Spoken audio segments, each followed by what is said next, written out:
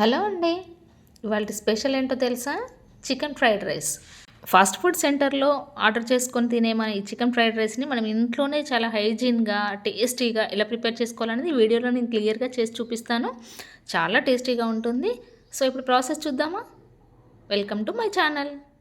ముందుగా దీనికోసం ఇక్కడ నేను బోన్లెస్ చికెన్ని పావు కేజీ వరకు తీసుకొని నీట్గా వాష్ చేసుకున్న తర్వాత ఇలా అన్నీ కూడా ఈవెన్గా పీసెస్లా కట్ చేసుకొని ఇప్పుడు దానిలో హాఫ్ స్పూన్ పసుపు, 1 స్పూన్ కారము, హాఫ్ స్పూన్ వరకు సాల్ట్ కూడా యాడ్ చేసుకొని next half spoon garam masala, పావు స్పూన్ వరకు మిరియాల పొడి కూడా వేసుకొని 1 స్పూన్ వరకు అల్లం వెల్లుల్లి పేస్ట్ కూడా వేసుకున్నాక దానిలో 1 స్పూన్ ఆయిల్ కూడా యాడ్ చేసుకొని హాఫ్ చెక్క లెమన్ని ఇలా జ్యూస్ తీసుకొని వేసుకోవాలి. ఇలా అన్నీ వేసుకున్న తర్వాత ఒక్కసారి బాగా కలుపుకోవాలి. ఈ కారము మసాలా అంతా కూడా చికెన్కి పట్టేట్టుగా కలుపుకొని దీనిలో 2 స్పూన్స్ వరకు కార్న్ఫ్లోర్ వేసుకోవాలి. ఈ కార్న్ఫ్లోర్ బైండింగ్కి మంచిగా యూజ్ అవుతుందండి. తర్వాత చిటికడంతా ఫుడ్ కలర్ కూడా వేసుకోవాలి. ఫుడ్ కలర్ అనేది ఆప్షనల్ మాత్రమే, జస్ట్ కలర్ కోసం వేసాను. ఇలా అంతా కూడా బాగా మిక్స్ చేసుకున్న తర్వాత దాన్ని హాఫ్ అన్ అవర్ పాటు పక్కన పెట్టుకోవాలి. కావాలంటే ఫ్రీజర్లో కూడా పెట్టుకోవచ్చు. ఇలా పక్కన పెట్టుకున్న తర్వాత నెక్స్ట్ ఇప్పుడు మనం రైస్ కుక్ చేయడం కోసం ఇక్కడ నేను 1 కప్ వరకు రైస్ తీసుకున్నాను. గ్రామ్స్లో వచ్చేసి 250 గ్రామ్స్ వరకు తీసుకొని దానిలో వాటర్ వేసి మంచిగా వాష్ చేసుకోవాలి. ఇలా వేసుకున్న తర్వాత దానిలో మళ్ళీ వాటర్ వేసి అరగంట సేపు నానబెట్టుకోవాలి. ఇక్కడ నేనైతే బాస్మతి రైస్ తీసుకున్నాను. ఇలా నానిన తర్వాత రైస్ని ఒక గిన్నెలో తీసుకొని 1 గ్లాస్ రైస్కి 2 గ్లాస్ వాటర్ వేసి కొద్దిగా సాల్ట్ వేసి రైస్ని మంచిగా కుక్ చేసుకోవాలి. ఇలా ఒక 10 మినిట్స్ కుక్ చేసుకున్న తర్వాత చూడండి రైస్ అనేది ఈ విధంగా కుక్ అయిపోతుంది కదా.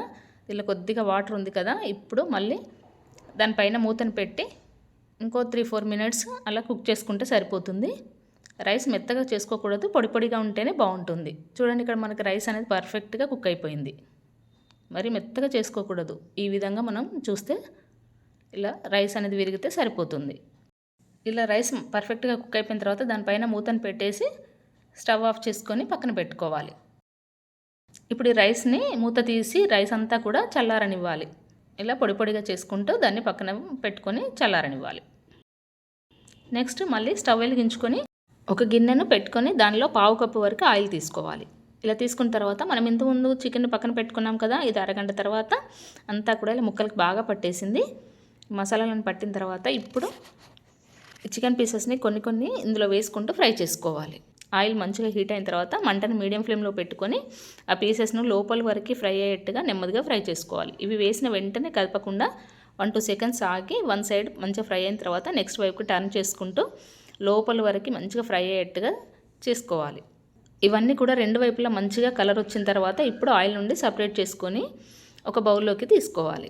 ఇప్పుడు స్టవ్ పైన ఒక పెద్ద కడాయిని పెట్టుకొని దానిలో ఇంతకుముందు మనం చికెన్ ఫ్రై చేసుకున్నాక మిగిలిన ఆయిల్నే వేసుకున్న తర్వాత ఆయిల్ హీట్ అయినాక 2 ఎగ్స్ని ఇలా వేసుకోవాలి.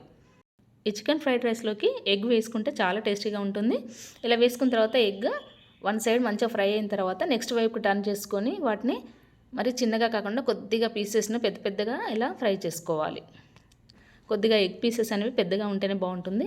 ఇలా ఎగ్ని ఫ్రై చేసుకున్న తర్వాత దానిలో కొన్ని పచ్చిమిర్చి కట్ చేసి వేసుకొని పావు కప్పు క్యారెట్, పావు కప్పు క్యాప్సికమ్, పావు కప్పు బీన్స్ని ఇలా సన్నగా కట్ చేసి వేసుకున్నాక దానిలో కొన్ని స్ప్రింగ్ ఆనియన్స్, కొన్ని వెల్లుల్లిని కూడా ఇలా చిన్న ముక్కలుగా కట్ చేసి వేసుకొని కొద్దిగా కరివేపాకు కూడా వేసి వీటన్నిటిని కూడా ఫ్రై చేసుకోవాలి.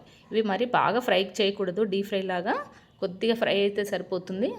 ఈ వెజిటేబుల్స్ అన్నీ కొద్దిగా కుక్ అయిన తర్వాత మనం ఇంతకుముందు ఫ్రై చేసి పెట్టుకున్న చికెన్ పీసెస్ని కూడా దీనిలో యాడ్ చేసుకొని 1-2 మినిట్స్ ఇలా ఒకసారి కలుపుకుంటూ ఫ్రై చేసుకోవాలి.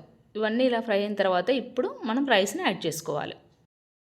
ఇలా రైస్ వేసిన తర్వాత నెమ్మదిగా కలుపుకుంటూ ఉండాలి. ఎందుకంటే రైస్ పూర్తిగా చల్లారింది కదా. ఇప్పుడు రైస్ బాగా హీట్ అయ్యే వరకు ఇలా రైస్ విరగకుండా కలుపుకుంటూ ఉండాలి. ఈ చికెన్ పీసెస్ వెజిటేబుల్స్ అన్నీ కూడా రైస్లో బాగా కలిసేట్టుగా కలుపుకోవాలి. ఇప్పుడు దీనిలో 1 స్పూన్ కారము, హాఫ్ స్పూన్ సాల్ట్, అదేవిధంగా హాఫ్ స్పూన్ ధనియా పౌడర్, 1 స్పూన్ గరం మసాలా, చిటికడంతా జీరా పౌడర్ కూడా వేసుకున్నాక చిటికడంతా పెప్పర్ పౌడర్ కూడా వేసుకొని అన్నీ కూడా బాగా రైస్కి పట్టేట్టుగా కలుపుకోవాలి. ఇలా కలుపుకున్న తర్వాత దీనిలో 1 స్పూన్ సోయా సాస్, అలాగే 1 స్పూన్ రెడ్ చిల్లీ సాస్ కూడా వేసుకొని 1 స్పూన్ వెనిగర్ కూడా వేసుకొని మళ్ళీ ఒకసారి కలుపుకోవాలి. ఈ సాసెస్ అన్నీ కూడా రైస్కి బాగా పట్టేట్టుగా కలుపుకున్న తర్వాత చివరిగా కొత్తిమీర వేసుకొని మళ్ళీ ఒకసారి అంతా కలుపుకొని వేడివేడిగా సర్వ్ చేసుకున్నట్లయితే చికెన్ ఫ్రైడ్ రైస్ సూపర్గా మనకు రెడీ అయిపోతుంది. చాలా సింపుల్గా చేసుకునే ఈ చికెన్ ఫ్రైడ్ రైస్ని మనం ఇంట్లోనే చాలా టేస్టీగా ప్రిపేర్ చేసుకోవచ్చు. బయట తినే కంటే ఇలా ఇంట్లోనే చాలా హైజీన్గా ప్రిపేర్ చేసుకునే ఈ చికెన్ ఫ్రైడ్ రైస్ని మీరు కూడా మీ ఇంట్లో తప్పకుండా ట్రై చేయండి. ఈ వీడియో కనుక మీకు నచ్చినట్లయితే లైక్ చేసి షేర్ చేయండి, అలాగే సబ్స్క్రైబ్ చేయండి. Thanks for watching.